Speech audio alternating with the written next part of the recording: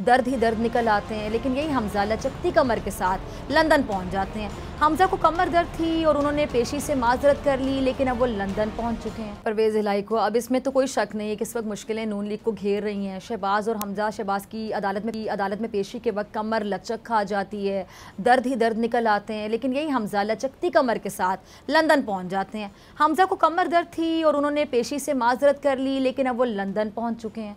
वैसे लंदन ये जो है ना शरीफ ख़ानदान के लिए कितना लकी है ना। नवाज शरीफ बीमार थे, प्लेटलेट्स गिरने को थे, यानी प्लेटलेट्स बिल्कुल गिर रहे थे, लेकिन लंदन की हवा ने उनको तरोताज़ा कर दिया। और उम्मीद है कि लंदन पहुंचकर हमजा को भी ये जो कमर दर्द है ना, एटलीस्ट इससे रिलीफ ज़रूर मिल गया होगा।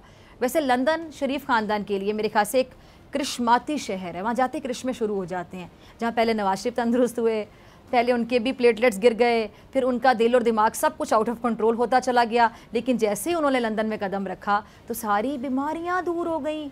अच्छा, शहबाज शरीफ भी कमर दर्द का बहाना बनाकर ज़रूरत के वक्त लंदन चले जाते हैं, और अब हमजा भी कमर में दर्द होने की वजह से लंदन चले गए हैं। अच्छा, खबर ये है कि जी से वो मिलने गए हैं।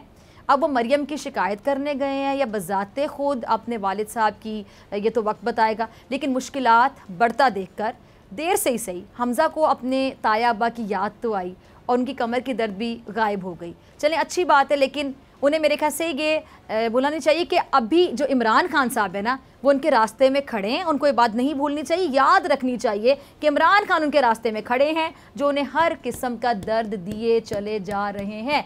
और इमरान खान अपनी सियासत से हरीफों को एक ही पैगाम दे रहे हैं कि अब ऐसे नहीं चलेगा। सब्सक्राइब करें और बेल दबाएं ताकि कोई खबर रह न जाए।